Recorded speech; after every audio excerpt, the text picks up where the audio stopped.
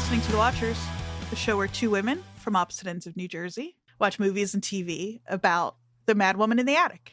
Yes, we do. Mm-hmm. We do.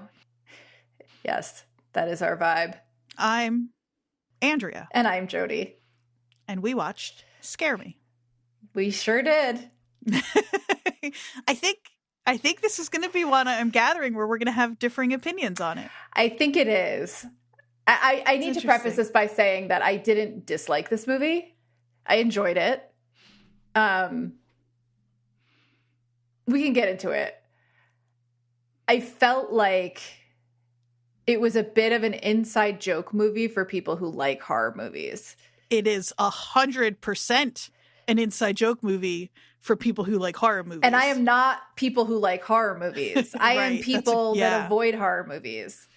And I think what my thought for what you might and what we might talk more about, although I will talk about that because I can't help it, but it's also, I think, a movie that is about the power of collaborative storytelling. Sure. It is a movie about male insecurity. Yeah. And I reacted to that part. And toxic masculinity. Yeah, I definitely reacted to that part. I think there's a lot here. This movie feels like, I think I said this before we started recording, but it's doing like a few different things all at the same time. Mm-hmm. And I think there's a lot for people who aren't, because I don't think this movie is particularly scary. No. I think it has moments that are unsettling, but I think if you're not a horror movie person, or my hope is that there's still stuff to like connect with or be interested in with this movie. Yeah, and I think that's why I can say I liked the movie, because there were things that I did connect with, but I felt like I would have liked it a lot more if I was the target audience, and I'm not the target audience. Like, I got some of the references because there was a time when I did watch horror movies, and I am like just generally aware of pop culture, and so there were certain things, references that I got or whatever, but I felt like there were so many that slipped by me where I was like, I think I'm supposed to know what that's referencing, and I don't, and like, so that was kind of... I can see how that can be kind of like frustrating and a little off-putting. I wasn't really like... I mean, I like Aya Cash. I wasn't really familiar with Josh Ruben, but I've liked Aya Cash in other things. She's a frequent podcast guest also. So like, I just appreciate her as a person and a funny person generally. I like Chris Redd. And I have spent a lot of time in cabins in the Catskills. Like, I was literally... So we're already getting off on tangents, but whatever. The Chris Redd's character, Carlo, was wearing a jacket that for the pizza place, and it was said Overlook Mountain. Overlook Mountain is the mountain that is in Woodstock, basically. That is the mountain I climbed to watch the eclipse in 2017. Oh, so, I thought it was that's interesting. I thought it was an Overlook Hotel reference, which is probably was. From The Shining. It probably was, and it probably... Or maybe it was a happy accident. Exactly. It's probably a coincidence that... But like, because they don't say... They mention Wappingers Falls, they mention Catskills, but they don't say exactly where they are. But Overlook Mountain is a mountain that is on the grounds of the residency that I've done in Woodstock. That's so funny. Yeah, it's where I watched the eclipse. I'll bet you're right that's what it's for, but it's also like, I can imagine... Yeah, Josh Ruben being very excited that it's also a small mountain that there's nothing on. Like, there's no. It's not like I think he's landmark. I think he's from the area. That would make sense if he has all those local references. I mean, that part of it felt pretty accurate. Like, the Catskills is more isolated than you think it should be. Like, I've never had service when I'm up there, like, consistently. It is so funny how those little pockets, because even... You know, my background today, we're back at Parvin State Park, which is in Jersey. Every county in New Jersey is metropolitan. And there are still places in Jersey that feel like they're out in the middle of nowhere and that you will have trouble getting service. So it is interesting how quickly you can feel disconnected from the outside world when you're in a place like that. Well, and because there's the Catskills itself, which is like a natural wooded park area, like a national forest or a state park, one of those. And then there's all the little towns around the Catskills that all refer to themselves as the Catskills, right? And so it's hard to say, like, where they're supposed to be. I wonder if that's actually written down anywhere, but yeah. Yeah, I don't know. It felt like it could be a number of places that I've been up there where, you know, it does feel really isolated. Although I did feel like they would not have had cell reception if they were truly in like a Catskills cabin to call the pizza place. I do like that this movie, for as entrenched and aware of the horror movie tropes it is, doesn't fall back on any of the ones that we roll our eyes at. Like, they do have cell phone reception. Yeah. And like, they didn't need to use a phone in the house where the line was cut. Like, exactly. You know, yeah, they didn't need to use a landline and then have it not work. Right. Do you want to tell us what this movie is about? Oh boy. This movie is about people eating in the most disgusting possible way. I have misophonia. I'm so sorry. It drives me nuts when people eat. Like, I love Bonaduce, but when he eats on the podcast, I cannot take it. And I know it's a me thing, but this movie had so much disgusting eating. This is not a summary of the movie, but like the TV dinner, and when she has the stuff on her that face. place is so gross. When she has the peanut butter or whatever it is all over her face. God. Yeah, it's really gross. And then when they're eating the pizza and making all that noise, like, yeah, and Josh Ruben, we're gonna talk more after we talk about the movie and all about Josh Ruben and his background and stuff, because I have something that I love when we get to our Jersey connection. Okay. I have a tenuous one that I just am so excited to show you and to play for our listeners. But he's like, so, this is such an obvious thing to say, especially with this movie, but he's like so aware of sound and what, like, and playing with sound and like what noises can do, that like I can imagine how important it was for him for that TV dinner to be gross. And I think honestly, this is part of why I didn't love this movie. I could totally see because that. I am a super sensitive to sound, like in all forms in my life in general. It is the thing that will drive me the most crazy. Which is, I mean, me too, but not in like this is such an annoying thing to say, but like I listen for a living and I'm so attuned to noise in a way where like the wrong kind of noise can ruin my day. But I'm just like, this movie is such a, like, it's a feast for the ears, you know? And that's probably why I had a problem with it. Because I'm so sorry. I didn't even think about that. Your fight or flight was probably literally activated through most of this movie, and not because it's the horror movie. No, because of the noises. I'm so sorry. And not just the food noises, but the other mouth noises. Oh, he's a mouth noise person. He is a mouth noise person, big time. His Instagram, I could talk. I'm such a fan of Josh Ruben's. He's been on Pete Holmes' podcast a few times, and they're some of my favorite episodes. And the two of them get into doing impressions, and so much of his like the work he does to get into the like voice of a character has to do with like the way he breathes, or like the way his mouth noises change. I'm already uncomfortable. Like, this is the thing. His Philip Seymour Hoffman is so wet and breathy, you would hate it. You would even hate those it. words. Wet and breathy. Gross. Okay, so what's this movie about? This movie is about two writers, both renting cabins near each other in the Catskills to work on their writing. One is a very successful female author who wrote a book called Venus, and was highly praised in lots of important places. And the male writer is not a successful writer. He works in advertising, and has had a bunch of things. Andrea's showing me her t-shirt. We'll talk about that. Has had a bunch of things not work out. He is maybe an abuser in his relationship. He has a restraining order against him. It's a protection notice. It's not the same thing. Sure. Right. By his ex. And they meet when they are both out jogging. And then later that evening, the power goes out. She shows up at his house because they both have no power, and they decide to pass the time by telling each other scary stories. Kind of one-upping each other. And then there's some, what's the word I'm looking for? There's some constant elevating that's going on with the scariness. And then the pizza guy shows up, and he's a big fan, and he jumps in, and they tell stories together. And there's a musical element. There's a musical number. It's so good. That made me laugh. That part, I was like, okay, this is really funny. And then he leaves, and then things take a turn because Fred, Josh Ruben's character, says he wants to tell one more scary story, and it's the story of the two of them. And he has taken her idea notebook, and she's trying to get it back. And he says, how about I chase you?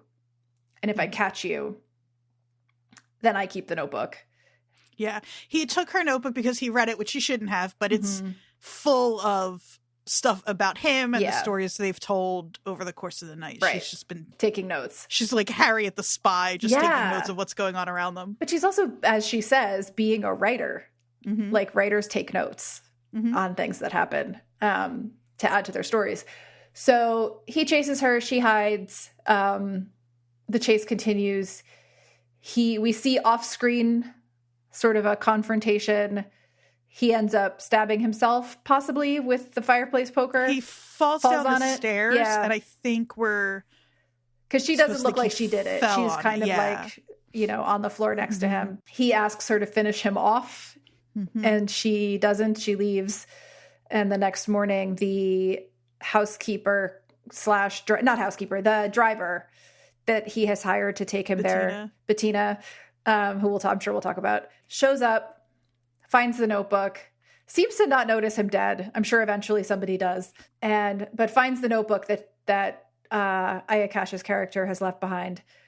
And the end of the movie, the sort of denouement is her having published a book based on the notes in that notebook, and an author event at a bookstore with her, Bettina. And we don't see anything about what happens to either of the two main characters after that. Right. I mean, Fred is dead. Fred's dead for sure, but but we don't know about. Yeah. Did I do okay?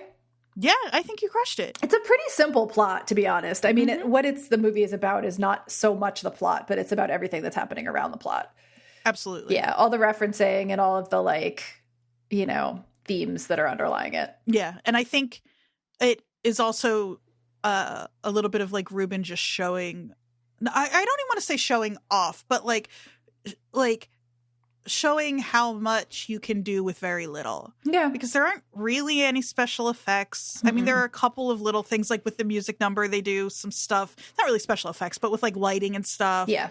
And there's one of the scenes where he's being the werewolf, you see a werewolf hand. Right. But for the most part, all of the scene setting is done through sound more than anything else. Yeah. Which I think is so cool. It's a really simple setup. It all takes place in that one cabin, and the one little scene on the road and in the car on the way in. I texted you as soon as the movie started, and I was watching that cab interaction. It's the real horror is other people. She is what a scene stealer. She's so annoying. She's even just the little, this is the thing, I'm going to end up saying the thing I love so much about this movie, because as you can see, I do really love this movie. But Ruben's eye and ear, I'm going to be so annoying about that, but for detail is so... I know what you're going to say, I think. Meticulous and spot on. James Cameron. That's what... Yep. I knew that was what you were going to say. I wrote that down. Funny. Yeah. And it tells you so much about her. Yeah. James Cameron is so funny. Yeah. No, that was one of the first things I wrote down. And they make her such a Kathy Bates character. Oh yeah, you're waiting for her to anybody be the in bad this guy. movie. Yeah, anybody in this movie could have been the villain of this movie, and you would have been yep, Chris Redd as well. But they're I think again, it's something I say a lot is if you're attuned to the kind of movie that you're watching, you sort of know what to expect. So I was pretty sure most of this movie we weren't going to get just a straight up, nobody was gonna just straight up end up being a slasher killer. Yeah. But there was also part of me the whole time was how fun would it be if the two of them are going back and forth and we're trying to figure out if one of them is going to be a killer, right? And then suddenly Bettina shows back up with a knife. Yeah. I wouldn't have been totally surprised either. Right. I do think it would have been too pat though. It would have been too easy to just have a random slasher that happened to be the woman that was the driver. They would have had to actually add to her character in some way for that to make any sense. Especially when the real villain in this movie is toxic masculinity. Wait, is the real villain the patriarchy, Andrea? Is this... Is I mean, it really is. This is our thread. Because the whole problem with this movie, not problem with this movie, the whole issue, the tension at the center of this movie is that Aya Cash's character is that Fanny is better than Fred. Yep. And he can't handle that. Yep. And it's not just that she's better, it's that she knows it and is unapologetic. Like, she's kind of an asshole. Yeah, she is. And I do like that, but like I found myself not liking her as a person in this movie. She is annoying and obnoxious. The only one I outright like, the only one in this movie I might want to hang out with maybe is Carlo. Yeah, he seemed cool. Yeah. Yeah, he seemed like he was down for a good time. Mm-hmm. But yeah, no, she is kind of an asshole and she is very confident to the point where she's kind of cocky. But also, I think that is a slippery slope for the way that is viewed. So like women being confident is seen as cocky way quicker than a man being confident, you know, like I found this even like in my work life. Like if I believe it, yeah. You know, if I say like, oh, I'm good at this thing, you know, it almost feels like you have to apologize ahead of saying that. Right. And she doesn't do that at all. No. You know, and he can't handle that. Mm-hmm. It's so funny. She is better at everything than him. Mm-hmm. I've thought about this movie. I should say, I keep saying I'm going to be annoying about this. I'm going to be so annoying about this movie. I've thought about this movie so much. When it first came out, I mentioned this last week. I was working for a podcast network, and we got an advanced screening of this because Ruben did was on the movie podcast that was on that network. And then I wrote a review of the movie for the network. Oh, which I now have to read now that I've seen it. Oh yeah, you can read that now. Yeah. I'm calling it a review. It is so much more of like an academic essay that also includes a review of the movie. Which means that that's what I would want to read anyway about this movie. But it's not like, if listeners scare that up, it's not like a Roger Ebert 2 thumbs up kind of review. No one would expect that from you, Andrea. Okay, good. We reference a dissertation regularly, like a PhD dissertation from 2015. For fun. Yeah. By a librarian. Exactly. Yeah, that's a really good point. Yeah. But so like I did all the like prep work for their interview and all of that. So I have a lot of like background knowledge and stuff on which this I'm movie. really glad about, because I feel like we talked about how I came into this, which is that I don't really watch a lot of horror movies and I hate noise. Like I hate sounds, especially mouth sounds. I'm so sorry. So like I want to hear the other stuff. Like I really do want to appreciate this movie and learn more about what I missed, you know, because I do appreciate. You were too distracted by hearing these people smile and stuff. And I had to watch it with headphones in because of the fact that I'm in a communal living space right now. I'm so sorry. I've watched this movie very like annoyingly closely especially for the kind of movie it is. As you said, it is very simple. But she does literally everything better than him. Down to ordering a pizza. Like when she goes to order the pizza and he doesn't know the address of the cabin. Yeah. And she like, finds it immediately on she's a like, look letter. at a piece of mail. Yeah. Like, what are you talking? Like, she gets that fire started. She's like, extremely competent at everything. Exactly. And again, he hates it, and it just slowly eats away at him. Yeah. Throughout this movie. Yeah. Do you think he was actually planning to hurt her if he caught her? Oh, that is a question that I don't think is answerable. I mean, like maybe by Josh Ruben, but I think that it's meant for us to not really know and not ever actually be able to figure it out, because we're led to believe he's capable of it by the fact that like restraining orders are not really given on accident.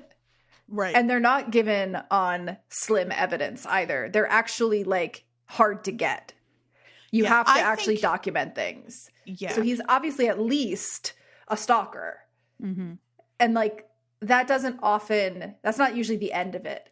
If someone is a stalker that is that extreme to get a restraining order against them, it is likely that there has been some physical violence of some kind. Not necessary, but likely. But likely. Yeah. My guess is he's fresh off of this breakup, and that is part of what has put him out in to the woods to like get away from it. And I think that when he tells her, the first time he tells her a little bit about his life, where he's like, you know, I wrote her a couple, like 200 or 300 letters that I called and I threatened to kill her. Well, we threatened to kill each other. I believe that that's true. Yeah. And 200 or 300 letters, like, or not 200 or 300 letters, excuse me. He says I wrote a bunch of letters and called 200 or 300 times. That is enough to get 200 or 300 like threatening phone calls, and who knows what were in those letters. Yeah. So whether physical violence has or hasn't happened yet, that's I think still that, a dangerous person. Exactly. Yeah. Exactly. Like, not to bring this down immediately, but like, have you had a stalker? Because I have. No. Okay. Like, I had someone who was sexually harassing me via text. Mm-hmm. Somebody that I had met like twice. Right. Jesus. And like the mindset that allows you to do that to another person, you can't trust that they have a moral line somewhere. Right. That ends at physical violence. Right.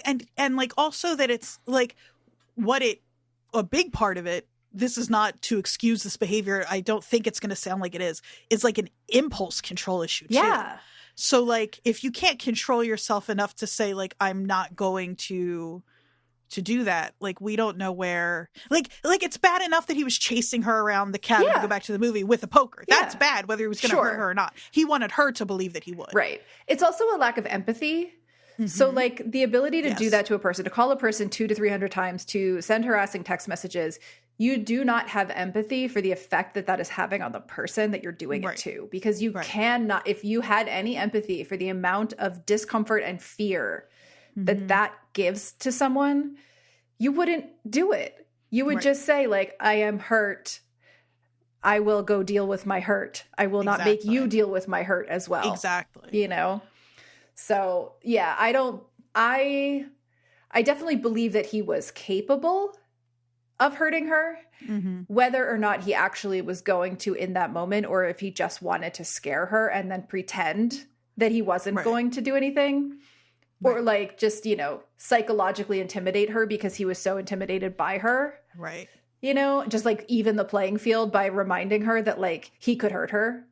Well, that too, right? That like she can be terrifying in a book and everybody can love that, but he's still... Yeah, he can still hurt her. And he called her little girl at the end. Like that was the sort of like, by the way, you may be better than me at all these things, but I can still kill you.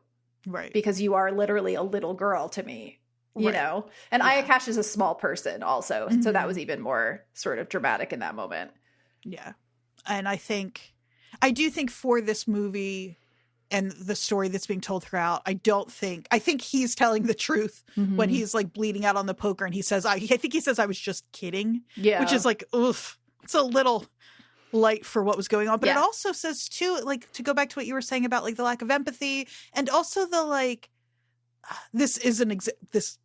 it's not also the lack of empathy of like in general of like when people say that women are overreacting by being nervous about walking home alone at night. Right? Yeah. You hear that. Yeah. Like, and it's like, well, it's because you haven't had to be in their shoes. And I think that probably Fred thought he would do this, he would scare her, and then he would say, I'm just kidding. And it would be okay because they had been telling these stories back and forth, and that was the point, blah, blah, blah. That like in his head, he could justify that. And again, it comes back to the lack of empathy because then he's not ever put himself in the shoes of a woman who has felt threatened in any way by a man, you know, which is every woman. Right. And he even said in that interview from back, the other total side note, but the other thing that is maybe has to do with my love for this movie so much is I saw it came out October 2020, which means I had been stuck in my house alone for 6-7 months. We were right at the point in the pandemic where it felt like there was no end in sight, and we'd been in it so long that we were already insane. Yeah. And like, I don't remember seeing anything that felt like good or fun to watch. And I got this movie and it just was like, it just hit everything that I needed at the time. I can totally see that. Yeah. It also felt like the parts of it that felt bad in a way that like felt kind of good, if that makes sense. Like, it just... Well, there's something to be said, and not to like say yay for white men generally, but there is something to be said for when, as a consumer of culture, someone makes something that is acknowledging the experience of being a woman in patriarchy and in the scary part of patriarchy that results in violence. And that is created by someone in that position of power. Like, we, you know, not to give, I feel like I'm one of those people that was like, the Barbie movie was so great. Did you see how good Ken was? Like, but because like we give a lot of credit to the few white men out there that like acknowledge the way that racism and sexism and violence and all of that hurts people. But he is one of those people, clearly, right? That he created this movie. He does see what it would be like to be Aya Cash in this movie. Yeah, he said, I'm going to read just a quote again from that. I did no research, by the way, so please fill me in.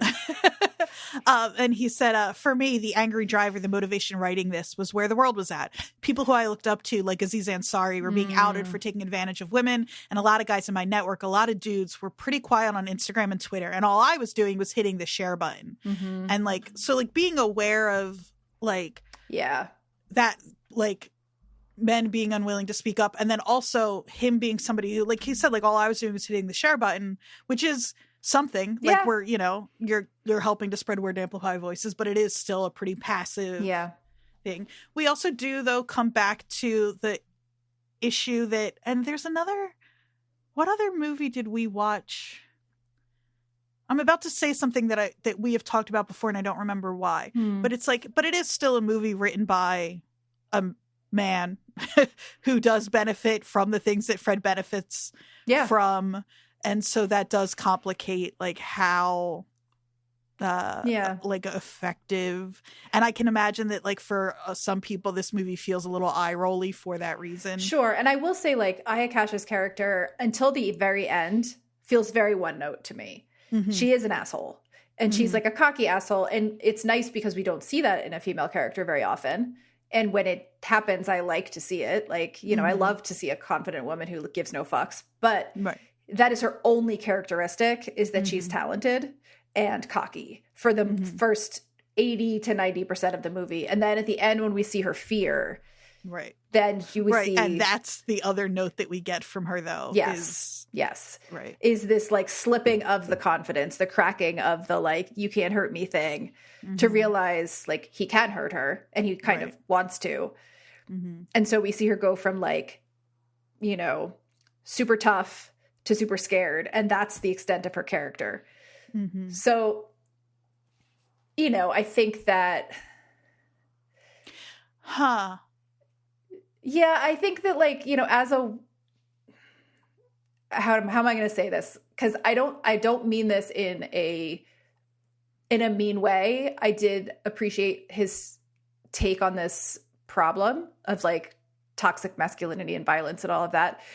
But he is still coming at it from sort of looking at Fred more than he's looking at Aya's experience. I keep forgetting her actual name in the movie because it doesn't make sense to me that her name is what? Fanny? Fanny. Yeah. That makes no sense to me. She's not a Fanny. She's like a Susan or something, but I don't know. She's not a Fanny. I just love that you're like, she's not a Fanny, so she's a Susan, which is also an old-fashioned name. I know. It's also my mother's name. I don't know where that came from. Uh-oh. That's really funny. I know. Let's not analyze that too far. I have to assume Fanny is a horror movie like it's got to be. It's got to be because it's such a specific name. But anyway, my whole point was that even in this sort of like anti-toxic masculinity movie, he is focusing more on the experience of the man in the movie. And he's focusing on his flaws and the negative aspects of him. And he's looking at him with like a harsh critique. But he is still focused more on him than he is on what Aya Cash's experience, Fanny's experience in that moment would actually have been. Right. You know, like we don't see her inner monologue at all until the end. And you know, it's interesting. As you were saying that, I was trying to decide if I thought to a degree the same could be said about Fred. And I think so. I think, I mean, we do get, I mean, again, like you said, like this movie it's focalized through Fred. That's whose point of view we're watching it from. So of course we're going to get a little more. Yeah. But most of what we get from his backstory is just enough to make us think that he might actually be dangerous. Yeah. But what's interesting is she's not afraid until the end of this movie. He's afraid the whole time, just in a different way. And his fear, right, like of being, like when Carlo points at him and yells, he's like, "You're an emasculated man." Yeah. Like that's his biggest fear. Yeah. And it's like his response to that fear is to then eventually like go after Fanny, whether it's to actually hurt her or make her fear for her life, whether he's going to kill her or not. But it's her response. Do you know that? I forget. Do you know who said it in the first place, that like a man's biggest fear is that a woman will reject him. A woman's biggest fear is that a man will kill her. This is what I was going to interrupt you to quote. Yeah. Yeah. I was about to interrupt you to make that statement. I don't know who said it originally, but it is the whole thing in this movie is his fear is that he's not good enough and he's, you know, rejected, emasculated, whatever. And hers is that he's going to kill her. Oh, it's Margaret Atwood. And I was wrong. It's men are afraid that women will laugh at them. Women are afraid that men will kill them. But it's the same. It's the same thing. And of course it's Margaret Atwood. Of course it's Margaret Atwood.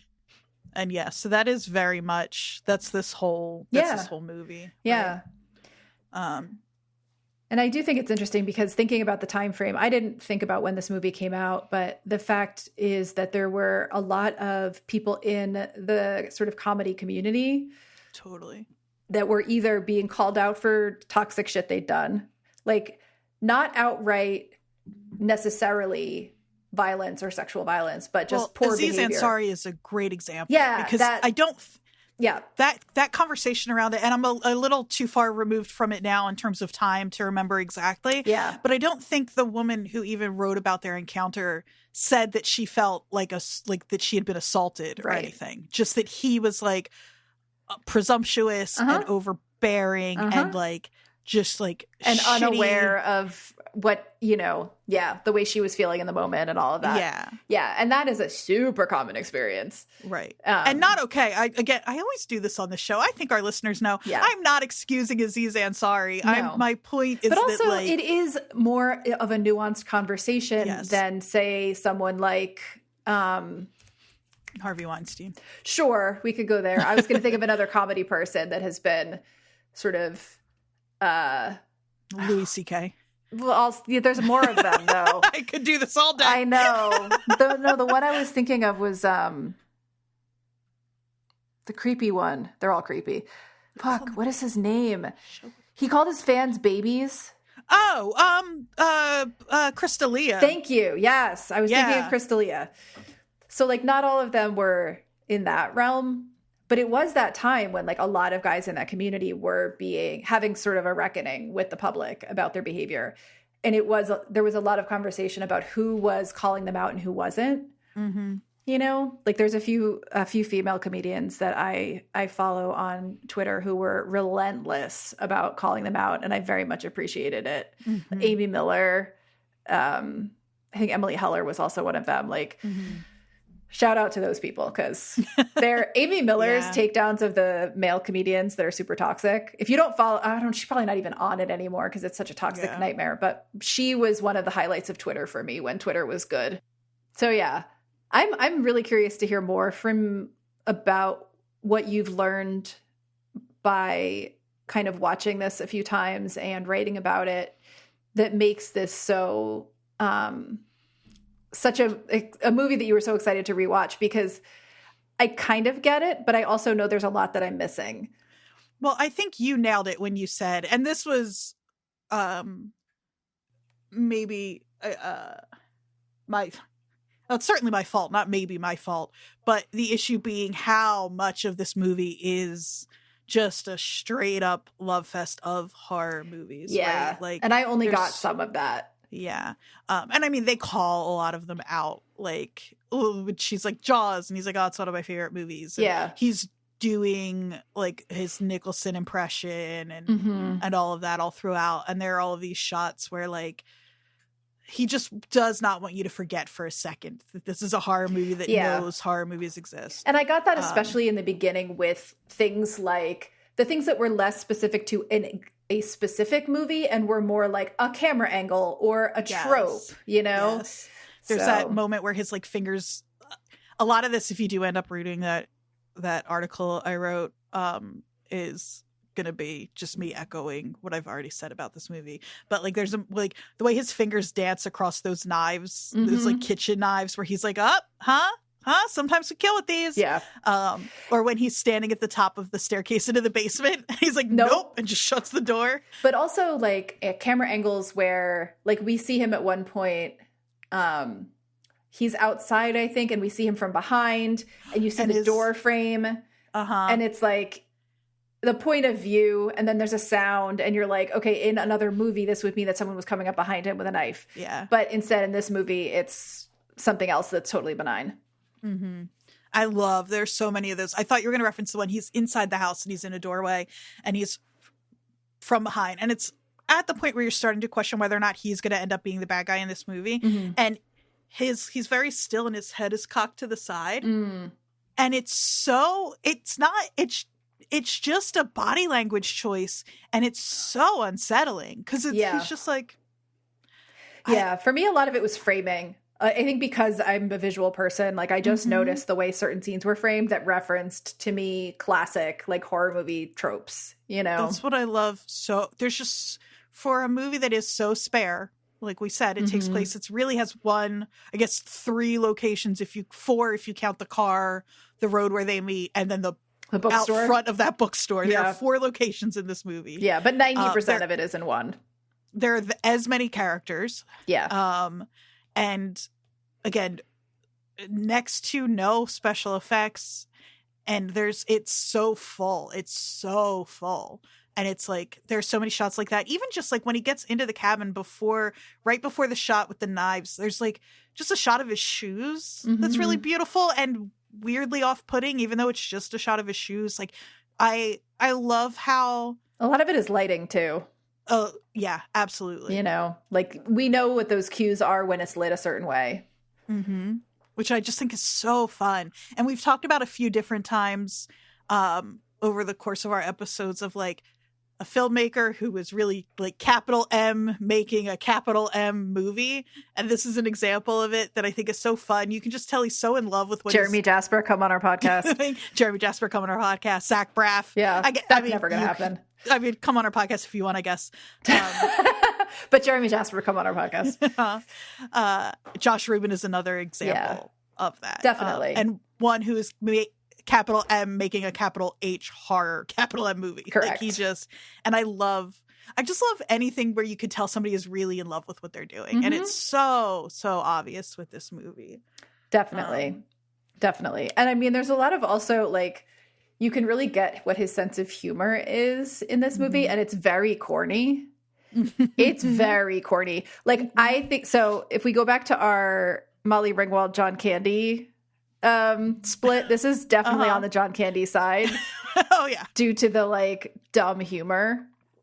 It's so silly. Yeah. Like, he says something about like Rover runs over when she does when she's talking about the dog in the grandpa story. There's just these little like puns and things that pop up. I can't wait to show you the thing I'm going to show you and play for our listeners later because it's so stupid and it truly fills me with so much joy. And I think I've talked about how like my favorite genre is a horror movie that is genuinely funny. Or a comedy, like one where it's like hard to say what the genre is. Not horror - comedy, like that's a little different. Yeah. But a horror movie that takes the comedy as seriously as it takes the horror. Correct. And like whether you think this movie is scary or not, which again I don't really think it is. I think it has scares in it, but it's, despite not being scary, it is a horror movie. Yeah. Like it just lives in that genre. Yeah. Well, and also you also tend to like a movie that's aware of itself as a movie. And this, I mean, at this point in this movie, there's actually a comment where he or she, I don't remember who says it, but one of them says, "This isn't a movie. We don't have to establish it." you know? Yeah, it's when he asks her to tell what Venus is about. And he's like, for anybody who doesn't already know. Right. And she's like, this isn't a movie. We don't have to establish it. And it's like, okay, I see what you're doing. At one point, Carlo is telling the story directly to the camera. He is making direct eye contact with you. Mm-hmm. And I know that, again, it seems like the negative reviews of this movie were generally positive. Mm-hmm. The reviews that are more negative tend to have to be people who are tired of that or think it's kind of like hokey or hacky to be meta in that way. I could see that. Yeah. I'm never going to be tired of that if it's done in a way that is smart and not just winking for the sake of it, which I don't think this movie is. It's your jam. Like it's your you love it. This movie was truly made for me. Yeah. And I could see that while I was watching it. Like I was like, oh, I see why she loves this so much. Oh, there's the line dead babies with really bad scabies. Like there's just a lot of these very silly moments. Uh-huh. Like there's like a theatricality to some parts of this movie that was really like, to me, a little bit jarring, but I could see why people would think it was fun. Like when she makes the fire and it just whooshes up all of a sudden, it's like she didn't make a fire. Like takes a minute to make a fire. That's what I wonder. That's one of the things that I think is really smart about this movie is how much of that stuff are we supposed to assume is happening actually on screen, and how much of it is the magic of the two of them working together and us kind of being pulled into that storytelling. Like when she says something about the phone ringing, and it in the movie it does actually. I'm putting air quotes up where it does quote unquote actually ring. Yeah. Well, same thing with the door. Like one of them is telling a story and the door opens, and like. That's supposed to creep us out. And we're supposed to wonder, I think, if it's actually opening or if it's part of that sort of magic you're talking about. But then she does have to go close the door. Right. Like it's actually open. And I think it's all kind of happening. I think both the answer is exactly. Yeah. And again, I'm a sucker for that too. Yeah. Like it just, there's so much of that. This whole episode could just be about the sound design in this movie. And the fact that like some of it, is like, did you watch it with the captions on? I think so. I almost always do. The sound effects the movie they will simultaneously be next to each other. It'll say like grunting and then brackets what's happening in the actual sound design. So it'll be like monster gurgles because both will be happening at the same time on the screen or in the sound. I think maybe I didn't because usually I do, but I don't normally watch things through Apple TV, and I did this time because it was so if it wasn't, it wasn't set up. It's the captioner fighting for their life in that movie because there's so much going on. And they made it it's necessary. They made it such a point of what is Fanny and Fred making noise and what is the movie making noise. I bet that actually is really informative. Yeah, totally. And like when there's they talk about the creepy strings and actual creepy strings, but at one point Fred says, cue the creepy strings and he's making the noise. Yeah. But the movie does not engage. Right. The sound doesn't pick up. I noticed that. And it's like, and it's such a cool thing because it's like, even in the movie, like Fanny in general is better at calling forth the special effects and the sound design and all of that of the movie than Fred is. Yeah, that's another failure. And it's his movie. Yep. Yeah, it's another failure. I think that's so cool. Yeah. And it's not always because he does like when he's in the cabin by himself before Fanny shows up, he's doing all of that too. Like he's pretending he's doing the like let me out to like the creature he's imagining is in the basement. Yeah. And like we get some noise there. But it's almost like the sound in this movie is a character, you know? It's almost like the Catskills is the character in this movie. No. Yeah, no, it's true though. It kind of operates independently of both of them. You know, but they still have to, call it forth, and then it's up to the atmosphere or I think it has more to do with the like potency of their storytelling, whether or not it responds. Which I think is so cool. And it stops responding to him when he gets really threatening. Yep. Yeah. Yeah, totally. I think that's really cool. I also think to just kind of jump back to the whole like what was happening at the time and Me Too and how he calls her like what are you, one of those like what is it with you and white men? And are you one of those feminists? Blah, blah, blah.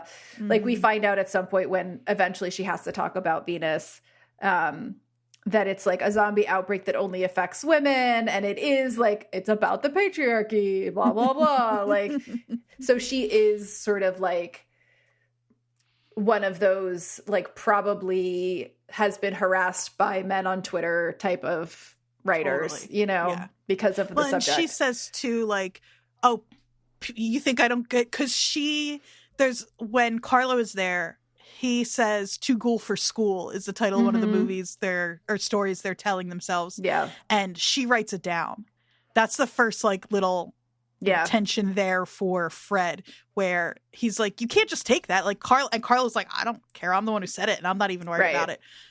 But she says like, yeah, and people steal from me all the time. Right. Like I'm a woman and like, yeah, exactly. Her, of course they take from me and I just do it better than them. Right.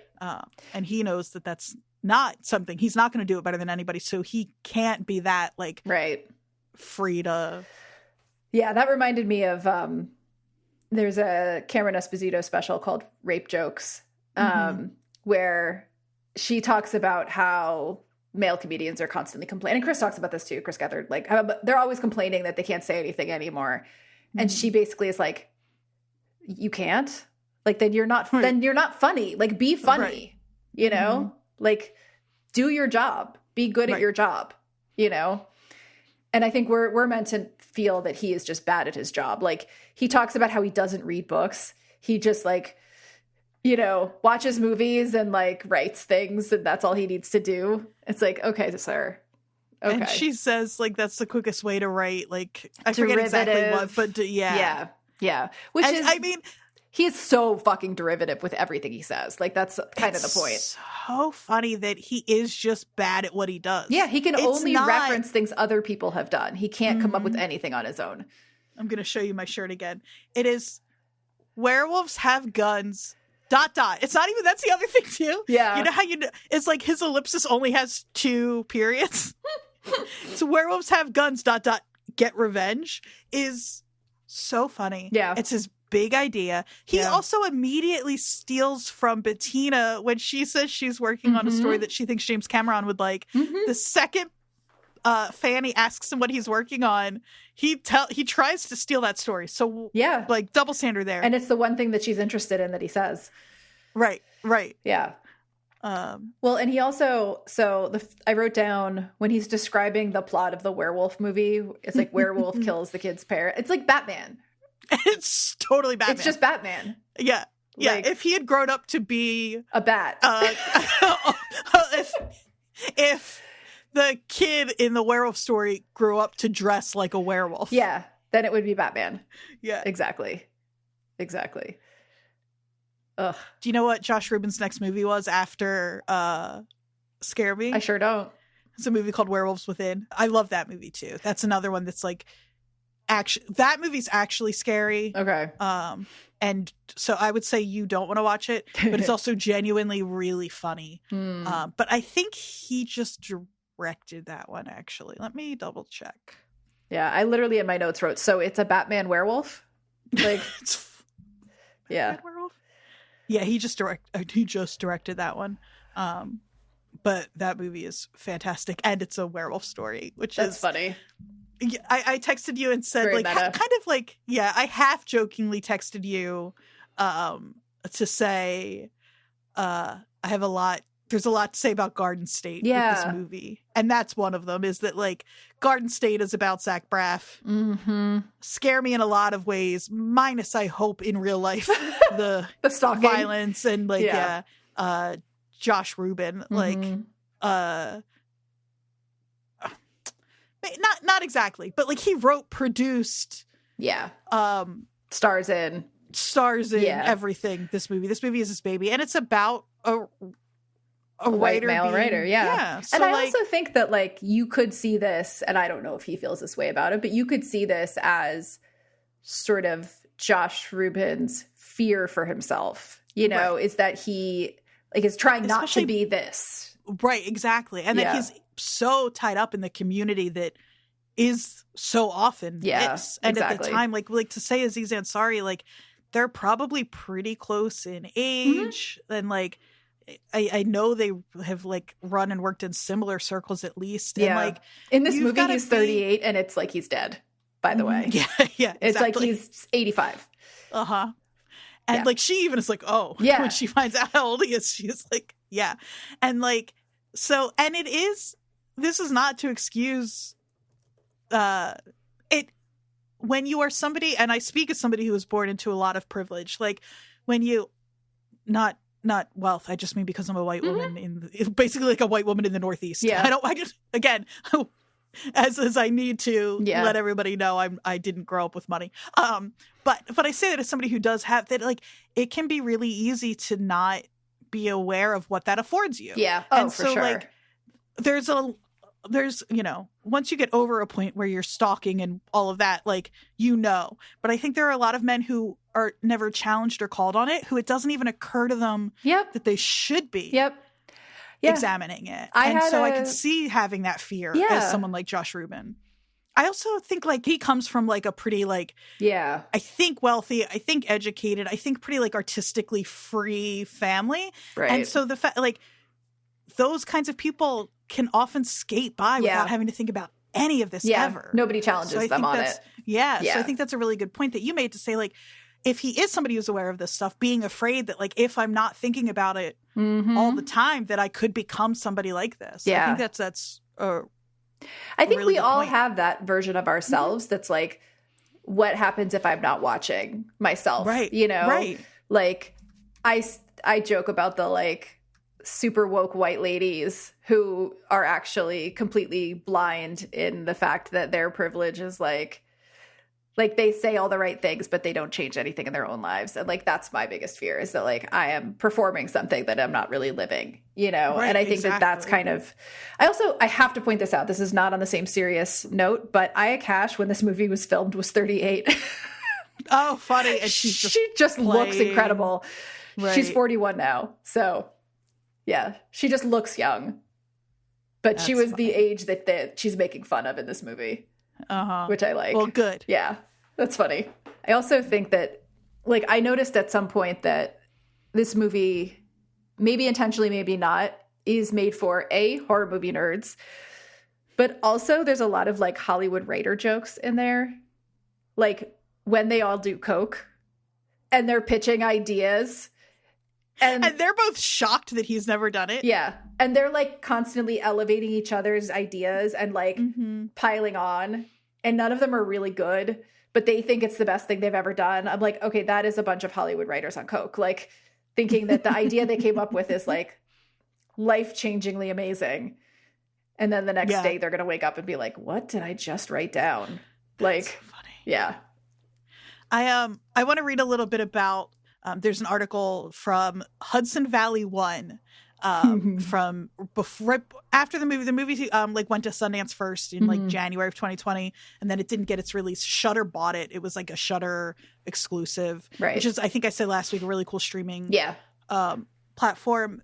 But now you can find this movie other places. But filmmaker Josh Ruben returns to the community he loves, by Robert Burke Warren, and he grew up in the Hudson Valley. Yeah, that makes sense. And the movie was filmed in Cooper Lake, if that says it. Yeah. He spent 14 days last winter in a Cooper Lake cabin directing and starring in his self-penned horror comedy Scare Me. Yeah, no, it makes sense that he grew up in the Hudson Valley, because it does feel like somebody who knows that area wrote this. Aha. Yep. Okay. I was right. What's that? So Cooper Lake is technically in Woodstock.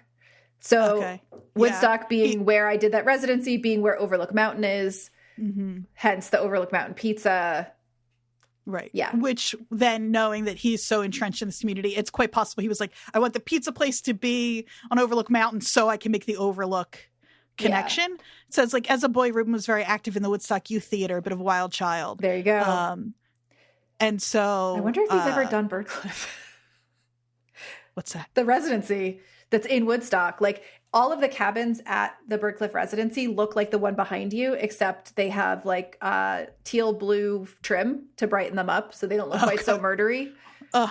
That's so nice. Yeah, but they also look like the cabins that he was in the movie. I'm just going to say this now so that I don't have to go back through and edit out where I was wrong earlier. This will just be my correction. Okay. Ruben's mother, whom he calls a lioness, is Barbara Ruben, one-time principal of Onteora High School and author of The Principal's Office. His sister, singer-songwriter Rachel Yamagata, and he says, I grew up around incredibly strong women. They've influenced his work, particularly Scare Me, as we... That's similar to what Jeremy Jasper was saying about writing Patty Cakes. Yeah. That he grew up around a bunch of strong New Jersey women. See if there's anything else in here. Oh. What? Ruben's first break was a Wendy's voiceover gig previously held by Zach Braff. The Garden State of it all. That's funny.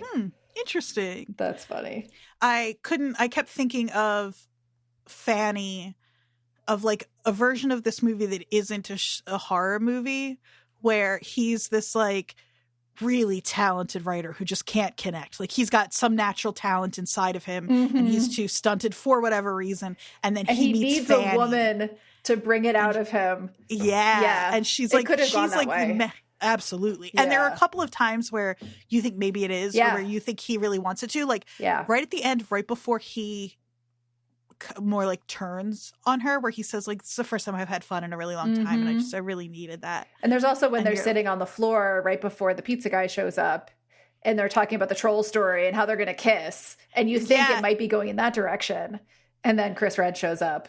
Thank God. I mean, I knew, seriously, it's like, again, that's another instance where I'm like, in the fiction of this movie, do you think the two of them were feeling that tension, or did Josh Ruben, the filmmaker, try to like trick us? Right. Yeah. I did not buy them as having any chemistry. No. And I don't think, other than that exact moment, he was trying to like imply that they did have that kind of, the only time the two, I think I didn't buy them having any like romantic or sexual chemistry. No. I think when they get really into telling their stories, like there's the one that's like the most collaborative about the like creepy little troll guy, and the woman in the office, like that one is them telling that story together way more than any of the others. And they're like, and that's the story they're telling when they're about to kiss. Yeah. When it feels like maybe they're about to kiss. Yeah. And so it's they have chemistry in that moment as storytellers. And I think as somebody in a creative field, I could see that when you like click with someone creatively, those things can kind of blend into each other a little bit. Yeah, it's like how I just got stuck on an Instagram rabbit hole of this singer who has started posting videos with another singer, and they clearly have really great chemistry as singers, and all of the comments are like, when are you two going to announce you're dating? Right. And it's like such a thing in people's heads to make that that leap. Makes sense. So I think that's maybe what is going on. No, we were joking last night I'm at an artist residency, and we were joking last night about the like residency hookup, or like the like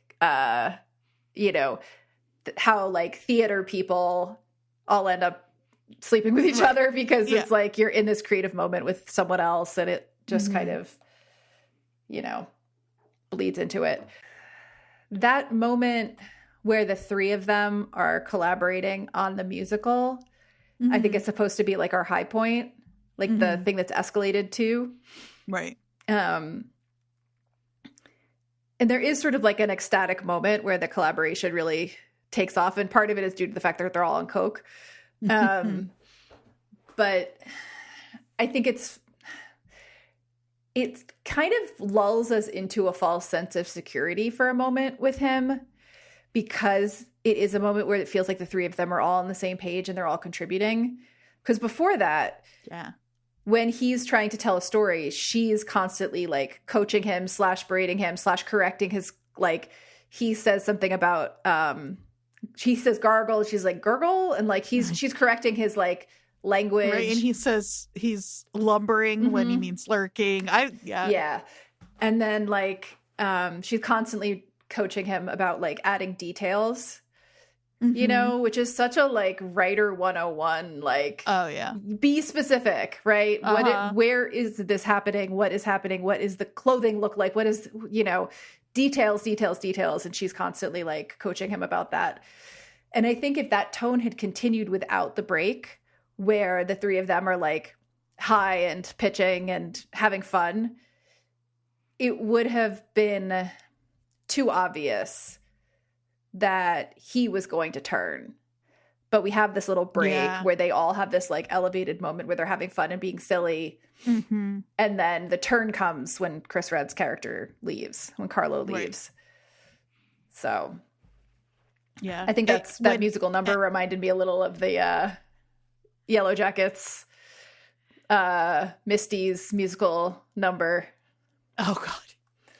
Just because it's so out of context.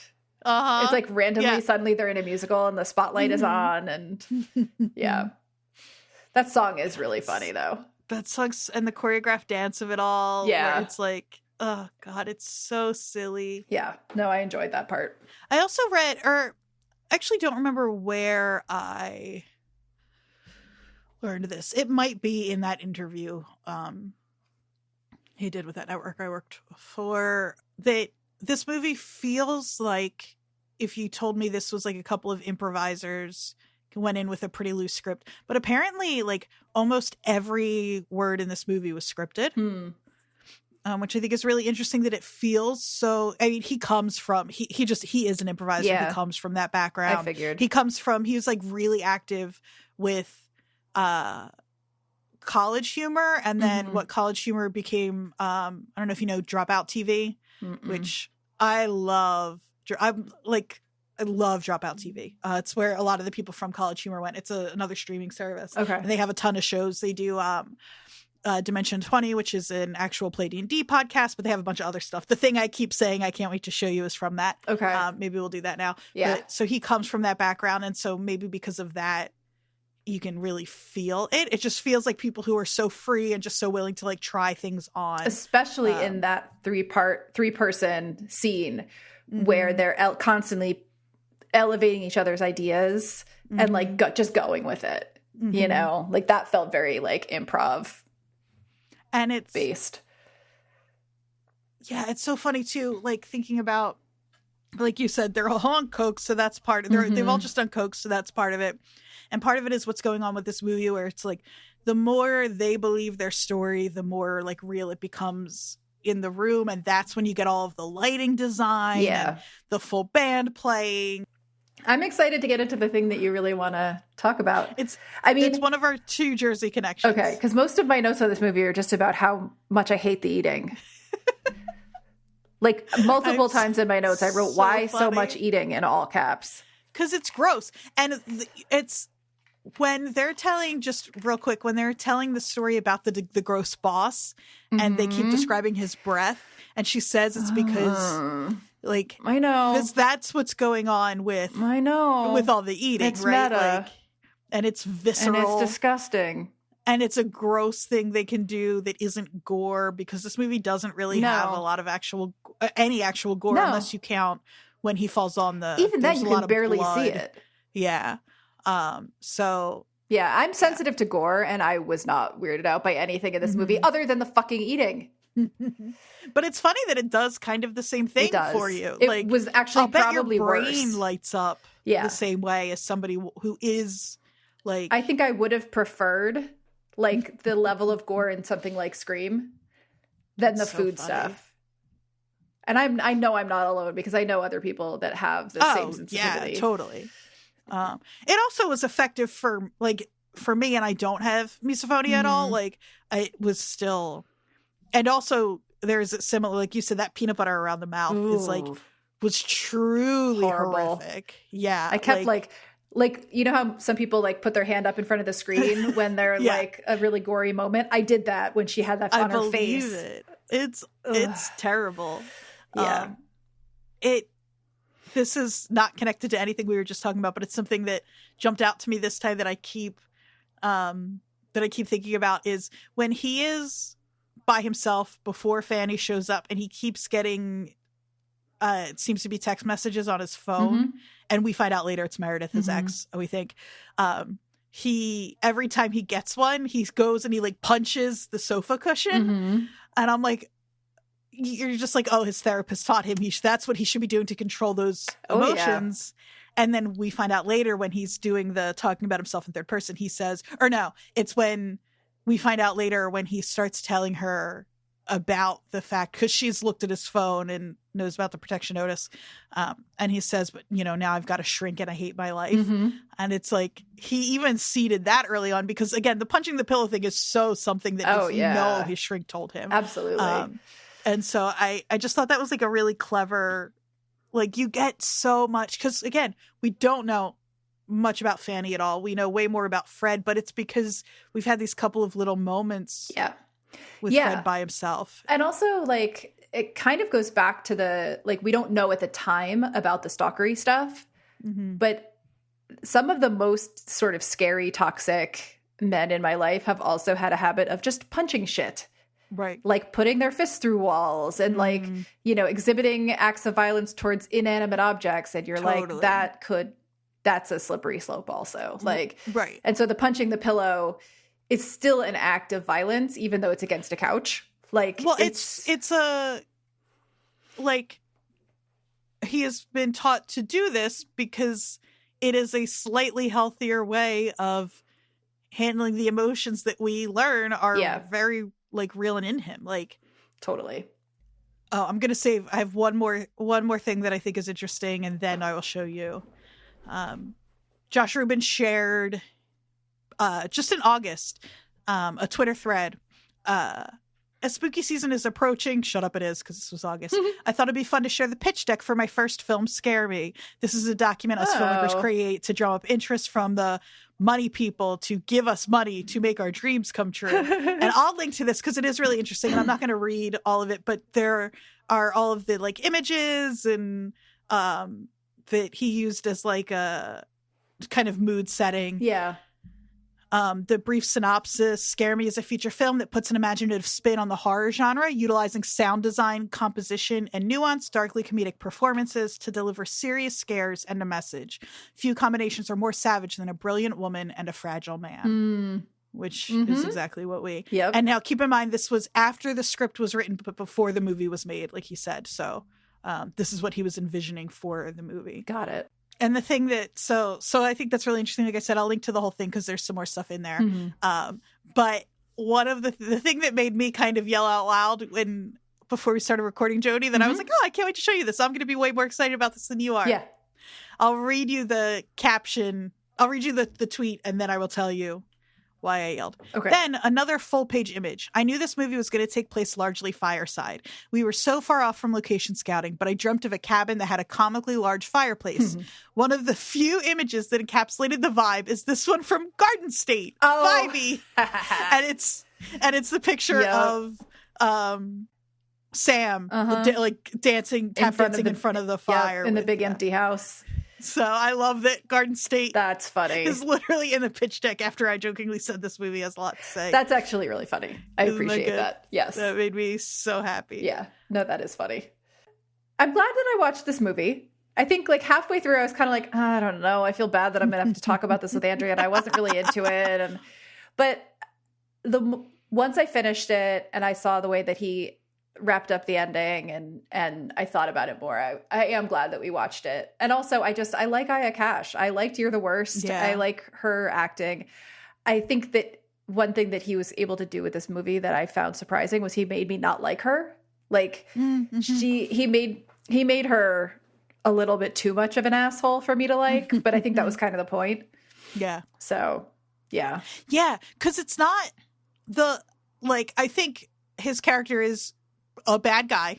To what degree we think he's bad is, whatever. Yeah. But he's also like, it's not so much that it's like bad guy versus good woman. No. It's what he said. It's fragile man versus brilliant woman. Yes. And brilliant women can definitely be assholes. Yeah. As they should be allowed to be. That's right. That's right. Yes. Our Jersey connections. I have two. I don't know if you have any. I don't have any. No. First one is other than Bettina says I'm from Jersey and I spent time in the Catskills. That's my connection. There you go. You did it. I did That's what I was going to say, that you're from Jersey. Yeah. No, Bettina says, and I didn't make this connection that this is what she was saying until I saw it with the captions on. She says, for Jersey Shore, and it's captioned Shore. She's saying it's Jersey like a play Shore. on Jersey Yeah. Shore. Oh, I got it.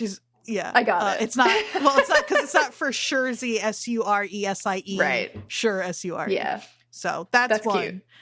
The other connection, this is not. Is it a stretch? It is such a stretch, but I just am so excited to show you this and to play it for our listeners. Like I said, Josh Ruben is really involved with Dropout TV. Mm-hmm. One of their shows is a show that I love. It's one of my favorite things on the planet. It's called Make Some Noise. It's a spinoff of one of their other shows. And it's a game show. It's styled as a game show. Okay. Where they bring in 3 improvisers and they give them prompts, and then they have to fulfill the prompts, make some noise using their voices. And so he's in this episode. It's him and it's another improviser named Izzy Rowland, who I also really like. And their prompt is Italian mobsters trying to out-order each other at dinner. Okay, fabulous. Italian mobsters try to out-order each other at dinner. Hey, let me get a course. I'm gonna get a full super pesce. And I don't know if I'm not just saying super pesce. I want the full Christmas Eve dinner. And I want to know. I want a table covered in cream. Shoot it to death. I want my nonna here, dump the flour on the floor. I want to take 500 egg yolks. I want to dip them on the floor, and I want to break them up with a shovel. Then I want to turn it into pasta. I want to make my nonna, I wash my nonna, turn it into pasta. I want to eat all that pasta. Sorry, you just want your nonna I to want turn my into nonna. pasta. I want to dump all the flour on the floor. Okay. Egg yolk, 500 make egg yolk. 500 egg yolk. I want Johnny Marble's tongue on a dish. Put it on a roller coaster, send it on Space Mountain, take its picture, turn it around, fry it up in a chicken fried steak, put it in my belly, don't want to chew it, don't want to eat it at all, cut it open, shove it inside. I want a trunk of a Cadillac filled with cottage cheese. I want to cover the cottage cheese and gabagool. I want that gabagool get all stirred up by a witch's broom. I want that witch's broom to be not straw, but dry spaghetti. I want to shave this man's head. I want a football field-sized cannoli. I'm gonna cut you off there before one of you has an aneurysm. Nice. Anyway, that's kind of like being from Jersey, you know? Yes. I understand that I'm sure the other person in that clip is a good improviser, but his Italian accent in that is like perfect. It's so good. It's perfect. It's perfect, but also Izzy, the way she says dish, it's like comes like from hell, and then she swallows it and sends it back up. I'll put it here again because it's like I think about it all the time right here. Dish. It's so good. They're both his neck is like about to explode. He's like I mean, a trunk full of cottage cheese is pretty good too. Covered in gabagool. Covered in gabagool. Football sized a cannoli. It's so, but I think that if you think about that's the same person who made Scare Me, it's like that kind of like freedom and energy channeled into a kind of horror movie. Like it's just very good. Absolutely. No, I appreciate that energy. I'm going to start real quick by saying I had a little audio hiccup. So you're getting a kind of abrupt cut here, but I will say that we're going to let you folks in on the conversation Jodie and I just had figuring out what movie we're going to watch next. And that's what you're about to hear. Mm-hmm. There's also Blair Witch Project. Wait, you've never seen it? No. Oh, really? I mean, Yeah. it's your turn to pick something I haven't seen, though. So I know. Blair- but I mean, I think we're kind of Jodie- doing whatever now. Blair Witch Project is scary. I know. That's why I haven't seen it. Like, you will be scared. I know. Huh. Blair Witch Project would be fun to talk about, though. Would it? Yeah, do you know... I mean, I don't know if it would be or not because I haven't seen it. do you know... I mean, you know the way it was marketed and all, though, right? Yeah. That it was, like, yeah. real. I remember a lot about when it came out and why I didn't go see it. And how it's, like, one of the first... Not really one of the first found footage movies, but, like, the first one to really explode and is, like, the start of that genre being huge. Yeah. Wasn't it also referenced recently in when we talked about a movie? Yes, but I don't remember why or what it was. Maybe it was, you know what it was? It was probably in an article about the craft in sort of an overview of horror witchy things, maybe? Probably, and like horror at the time, and yeah. Because it is kind of a witch movie, kind of. Right. Oh, man. And then we could talk about there's a Dawson's Creek episode that is like absolutely in conversation with that movie. Oh, gosh. Well, if we could talk about Dawson's Creek, then that's a given. Blair Witch Project is scary. I think it's still scary. I could be up for Blair Witch only because I think it has so much reference points for other things that I feel like I'm missing. And it feels like a Jersey movie to me. Yeah. I don't know why. Because it could be, you could also do the Pine Barrens. Yeah, you could also do this movie where, like, a movie where they're hunting for the Jersey Devil in the Pine Barrens could be this movie. It could be the same thing. And I'll bet, and in fact, I know that there is a movie that does that, actually. So. Yeah. Poorly. Maybe we should do it. Jodie. I know. I'm being brave. I know. I'm being brave. Like, is it gross, though, or is it just scary? It is just scary. There is something so gross, but it is a kind of gross that I think you will be fine with, weirdly. That's all I'm going to say. It's not about eating? No. Oh, no. I don't like how you answered that. It's not about eating, but you're going to know why I said that when you see it, and you're going to be like, okay. I think you'd be fine. But I will say, the movie is scary. I know. I've watched scary movies. I just, I haven't done it recently. It will be interesting to follow up Scare Me with another movie about a small cast of people being isolated in the woods. Yeah. Otherwise, I will be so interested to see what kind of conversations that movie connects to with other things we've talked about, because it's been a really long time since I've seen it, but it is so different from anything else we've watched. Yeah. I think the reason that I'm open to it is because I do think that it will connect to a lot of stuff that we've talked about in other ways. It's also 1999, so it's like during the time period we've kind of extensively talked about. I'm kind of talking myself into it. We have to do something really happy after this, though. For November? Yeah, we have to do something very cheerful. Okay. All right. Are you committed? I'm committed. I'm being brave. You're being so brave. I am a brave, brave person. I'm going to be okay. And I wonder if this Blair Witch Project... If I could handle the sheep last night. I think if you could handle the sheep in real life last night, you could handle the Blair Witch Project in movie life. Yeah. But I need to explain what I just said real quick. Was that not on mic? That's insane. No, that was not on mic. That was before we started. Well, I was recording, but I don't think you were. Jodie's dad was a sheep farmer, and she used to hear them being slaughtered at night. And then she's like struck up a recent friendship with the serial killer who is in prison, and he was asking her last night if the lambs are still screaming. This is not Silence of the Lambs. No, I am in the middle of ranch country at the moment, and Hidden Valley. In between my studio and my living accommodations is a big field with a lot of sheep in it. I walk through it during the day with no problem. They sheep stare at you, but that's okay. They move out of your way.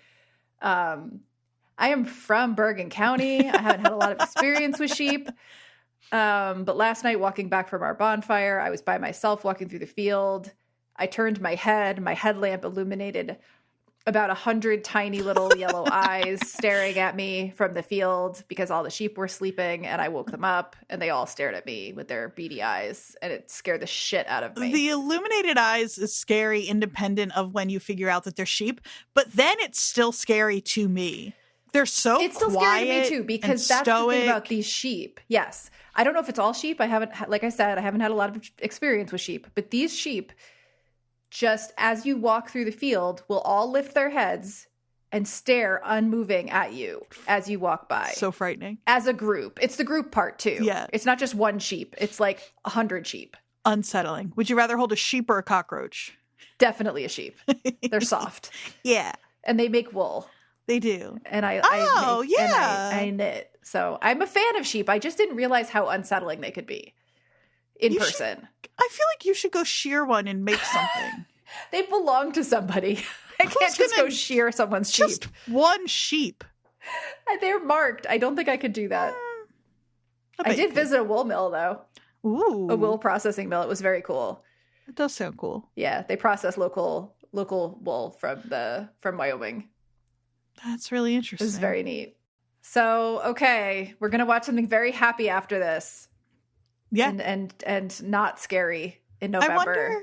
I'm interested to hear from our listeners about Blair Witch Project. It's a movie that I think most people our general age have seen, unless you're somebody who is really horror averse. Yeah. But I don't know if that's still the case. Right. If it's one of those movies that has stayed in it's referenced horror rotation a lot in horror movies, but I don't know if it's something that other, like, more recent generations would have seen. Yeah, so if you're one of our younger listeners, let us know if you've seen this movie before. If you are going to watch it, or if you've never watched it, it is one of the first found footage movies. The story of its marketing is so cool and so interesting, and I can't wait to talk about that next week. Yeah. It's not a movie I count in my favorites necessarily, though it might just be because I haven't watched it a bunch, because I do think it is really scary. So it's not what I seek out for fun. So I'm being really brave. Yeah. Like, Scare Me is a comfort movie for me that I will just throw on. I've seen this movie a bunch, and it's only 3 years old. Blair Witch Project is not, though I love found footage. I love found footage movies. Yeah, I'm interested to talk about that too, because there was a whole found footage movement that kind of came after this. Well, and it is so, oh man, I'm already ready to talk about this movie, but it's so that there's something about growing up in Jersey where it's like the experiences we had as, like, it being just part of our DNA to explore abandoned places and to travel. Maybe that's why I feel like this is a Jersey movie. Yeah, and to venture into the woods to scare yourself. We were always imagining we might have an experience like this, or like so many of the other found footage movies that followed. Yeah, no, I think that's why I feel like this is a Jersey thing. Because when I was in college, in this time period, I was breaking into abandoned mental hospitals. Right. This is available on Amazon Prime. It's $1.99 on Vudu. It's $1.99 on Apple TV. It's pretty cheap and available. It's also available with a bunch of different prescriptions, subscriptions. It's available with your anxiety medication. Take your anxiety meds before you watch this. Yeah. But yeah, it's around. It's findable. It's going to be super fun to talk about this one. I'm excited. I mean, I feel like I'm just going to talk about, like, Jersey the whole time and just, like, breaking into shit and hanging out in the woods. Maybe. But maybe we'll also talk about the movie.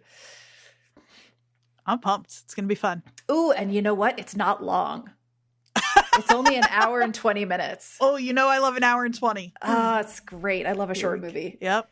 Okay, cool. And then for folks who aren't super into horror, though you did find us because most of Yellow you found Jackets. us because of Yellow Jackets. Yeah. So that's... Yeah, I love that. My whole thing this month is I really don't like horror movies, and we recap Yellow Jackets. Yeah, which is a show about cannibalism. Yeah, I think when Josh Ruben was on, we did talk a little bit about how Josh Gondelman? I think when Josh Gondelman was on, I only watch content made by people named Josh, so it's yeah. very confusing for me. Yeah. When Josh Gondelman was on, we talked about how neither of you are big horror fans, but Yellow Jackets kind of like transcends that. Yeah. So this is interesting. It's an interesting month. It is. Next month, we're only watching Thanksgiving themed movies, so just everybody get ready for that. Just It's a Great Pumpkin, Charlie. Oh, that's Halloween. Halloween. What, the Thanksgiving one? It's just a Charlie Brown Thanksgiving. That's why. That's what it's called. Yeah, we're just going to watch that every week and talk about it. Perfect. Yeah. Yep, 4 weeks in a row. Yeah. I guess this is the end of our podcast. Thank you for watching Scare Me with me, Jodie. I was happy to. Thank you for sharing it with me. Those are the kind of horror movies in quotes, but also horror movies that I can kind of handle. So we'll see how I do next week. But no, I enjoyed it, especially like because of the casting and all of that. I thought it was like people I already like. Yeah, if you liked this movie, go watch Werewolves Within. Again, it's Josh Ruben directed it, but it is Werewolves Have Guns. It's not Werewolves Have Guns Get Revenge, but it is a werewolf movie. It's really fun. It's really great. The cast is fantastic. I really, really like that movie a lot. Nice. He's done other stuff too. He started a movie called A Wounded Fawn recently. That got great reviews. I haven't seen it. But I will at some point. I'm just slow to pick up on new stuff, even with people I love like Josh Ruben. I know. I keep telling you to watch things and you're like, yeah, I need to watch that. The only movies I watch are the ones we assign ourselves for homework at this point. It's terrible. The only reason I watched Yellow Jackets is because you made me. Anyway, where can they find us? You have fun editing all that. Oh my God. They can find us on Instagram and Twitter at WatchersPodNJ. They should come to our Instagram and leave comments and engage with our clips that you make for us that are hilarious. Just fully unhinged. Yes, which is the best part. The last one was one is hilarious. I loved it. I loved it. If you haven't been to our Instagram and you're like not an Instagram person, just go watch the last clip. It's just really funny. I've had more than one person in my real life ask me, why is that rat so horny to be stepped on? Those words, more than one person. About so now, if that doesn't make you want to go watch it, I don't know what will.